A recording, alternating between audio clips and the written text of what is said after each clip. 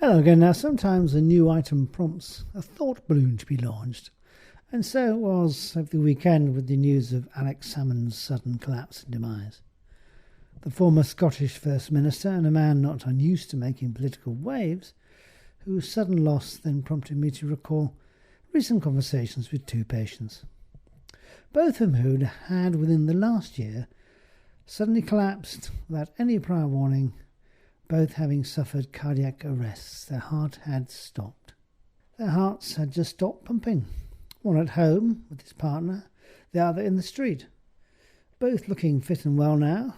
I chatted to them though, both having undergone urgent cardiac procedures across the Liverpool Heart and Chest Hospital after being resuscitated with CPR by, in one case, a partner, but in the other by a passerby who had been quietly browsing on a smartphone seconds prior to this event.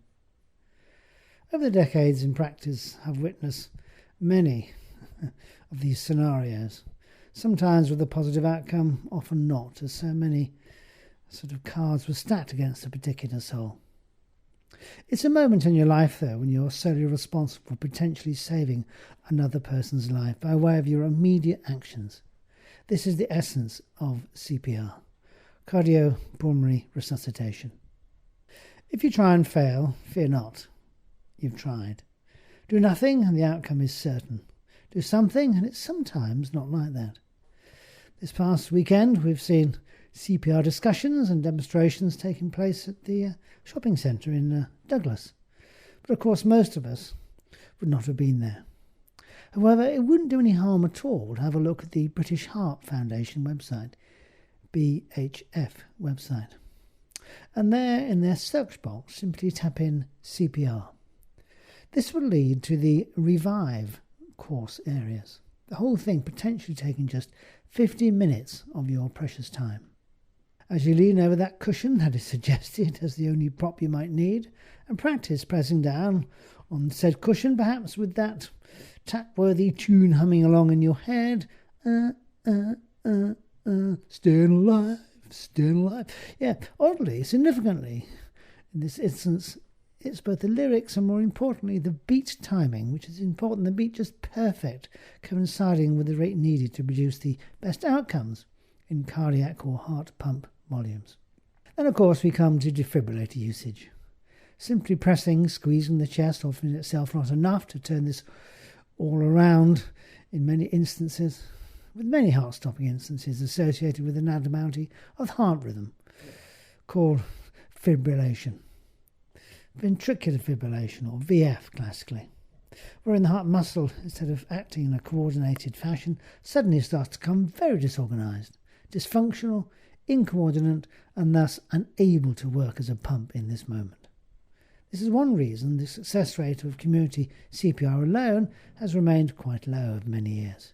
But things are changing with the advent of new technology. Have a look now then at the website defibs.im, defibs.im, and some new information will flow from this area too. Akin to rebooting a computer or turning off at the wall and misbehaving similar electrical device, a low voltage DC electrical shock placed at two sites in the front of the chest can be very successful if started early enough to restart this irregular heart rhythm. Heart stops and then bingo, it restarts. The heart will actually do that quite readily. So that's why more and more defibrillators are popping up in more and more areas.